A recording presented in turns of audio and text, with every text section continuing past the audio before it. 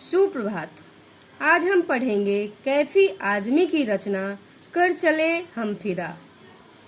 प्रस्तुत शीर्षक कविता कर चले हम फिदा उर्दू साहित्यकार कैफी आजमी द्वारा विरचित है। यह कविता उर्दू निष्ठ खड़ी बोली में रची गई है। यह देशभक्ति को जागृत करने वाला गीत है और साथ ही बहुत ही लयात्मक भी है। कैफी आजमी जी ने यह गीत सन 1962 ईस्वी में भारत और चीन के बीच युद्ध से उद्वेलित होकर लिखा था। इस गीत को सुप्रसिद्ध फिल्म निर्देशक चेतन आनंद ने इस युद्ध की पृष्ठभूमि पर आधारित फिल्म हकीकत में प्रयोग भी किया।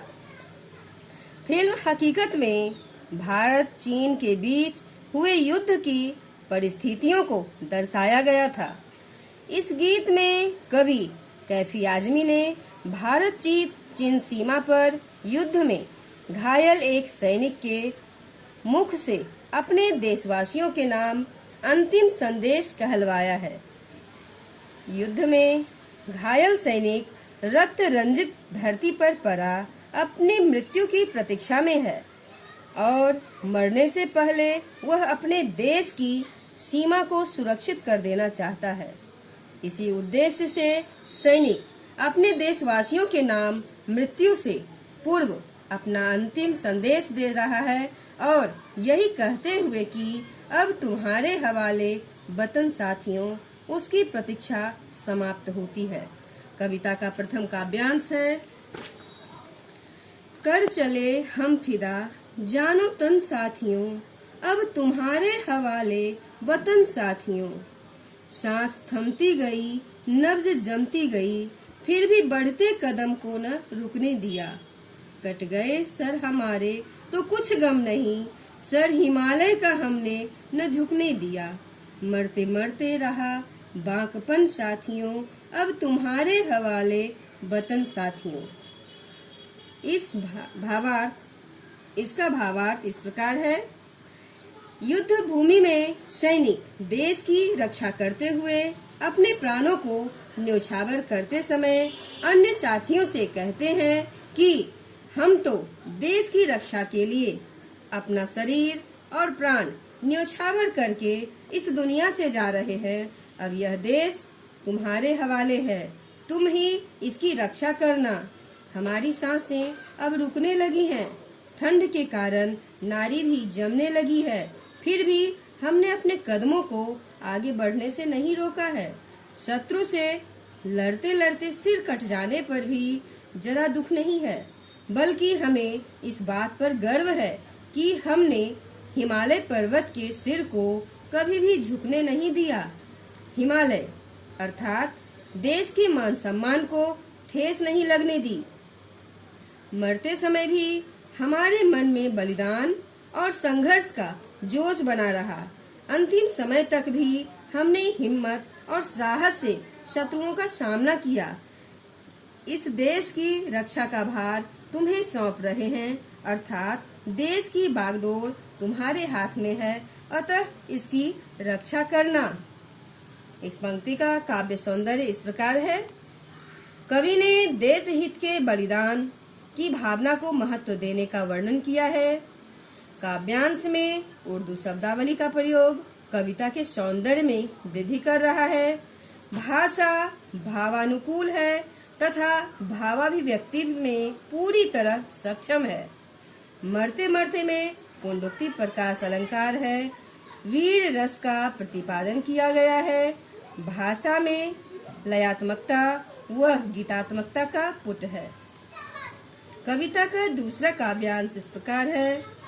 जिंदा रहने के मौसम बहुत है मगर जान देने की रुत रोज आती नहीं। हुस्न और इश्क दोनों को रुसवा करें वो जवानी जो खून में नहाती नहीं। आज धरती बनी है दुल्हन साथियों, अब तुम्हारे हवाले वतन साथियों। इसका भावार्थ इस प्रकार है।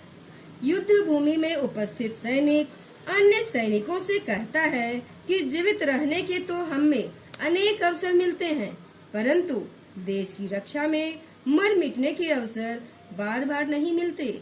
जवानी की अवस्था ही वह अवस्था होती है जिसमें सौंदर्य, प्रेम और जोश चरमोत्कर्ष पर होता है। यदि उस जवानी में देश की रक्षा करते हुए खून नहीं बहाया तो यह जवानी व्यर्थ है और युवाओं को देश रक्षा के लिए हमेशा आगे ही रहना चाहिए। आज हमारे लिए हमारी धरती ही दुल्हन है और हमें उसकी रक्षा में अपना सर्वस्व न्योछावर करना है। अब यह देश तुम्हारे हवाले है। इसकी रक्षा के लिए बलिदान के मार्ग पर आगे बढ़ चलो। इस काव्य का सौंदर्य इस प्रकार है। कवि ने उपरोक्त काव्यांश में सफल प्रेम की संज्ञा उसी को दी है जो त्याग और बलिदान के पथ से होकर गुजरता है। धरती बनी है दुल्हन में उपमा अलंकार है। कविता का तीसरा काव्यांश इस प्रकार है। राह कुर्बानियों की न वीरान हो, तुम सजाते ही रहना नए काफिले। फतह का जश्न इस जश्न के बाद है, जिंदगी मौत से मिल रही है गले। बांध लो अपने सर से कफन साथियों, अब तुम्हारे हवाले वतन साथियों। इसका भावार्थ इस प्रकार है। बलिदानी सैनिक अन्य सैनिक साथियों से कहता है, मेरे सैनिक साथियों, हमने देश के लिए जो बलिदान दिए हैं उसकी राह कभी सूनी नहीं होनी चाहिए। देश के लिए मर मिटने वाले सैनिकों के नए नए जत्थे तैयार होते रहने चाहिए। उन्हें बलिदान के लिए सहर्ष आगे आते रहना चाहिए। एक बार हमने यह संघर्ष और बलिदान का उत्सव मना लिया तो फिर अगला उत्सव विजय का ही होगा। आशय यह है कि बलिदान के पथ पर हमें विजय अवश्य प्राप्त होगी। देखो, आज जिंदगी खुद आगे बढ़कर मौत को गले लगा रही है। आशय यह है कि संघर्षशील नवयुवक उत्साह पूर्वक बलिदान देने को तैयार है। मेरे साथियों, देश के लिए मर मिटने का अवसर आया है। तुम अपने बलिदान के लिए तैयार हो जाओ। हम तो बलिदान करके दुनिया से जा रहे हैं। अब यह देश तुम्हारे सहारे छोड़कर जा रहे हैं। इसे शत्रुओं से बचा कर रखना। इस काव्य का सौंदर्य इस प्रकार है। प्रस्तुत काव्यांश में दृष्टांत अलंकार का प्रयोग किया गया है। मुहावरों का मनोहारी चित्रण किया गया है। कविता का चौथा काव्यांश इस प्रकार है। खींच दो अपने खूं से जमी पर लकीर, इस तरफ आने पाए न रावण कोई। तोड़ दो हाथ अगर हाथ उठने लगे, छू न पाए सीता का दामन कोई। राम भी तुम ही लक्ष्मण साथियों, अब तुम्हारे हवाले वतन साथियों। इसका भावार्थ इस प्रकार है। देश के लिए शहीद होने वाले सैनिक मृत्यु को गले लगाने से पहले अन्य सैनिकों को संबोधित करते हुए कहते हैं कि तुम अपने खून से धरती पर एक ऐसी लक्ष्मण रेखा खींच दो कि कोई भी रावण अर्थात दुश्मन उस लक्ष्मण रेखा को पार करने की हिम्मत न कर सके। अर्थात ऐसा भय दुश्मन के मन में भर दो कि हमारे देश की सीमा में कदम रखने से पहले वह सोच भी न सके।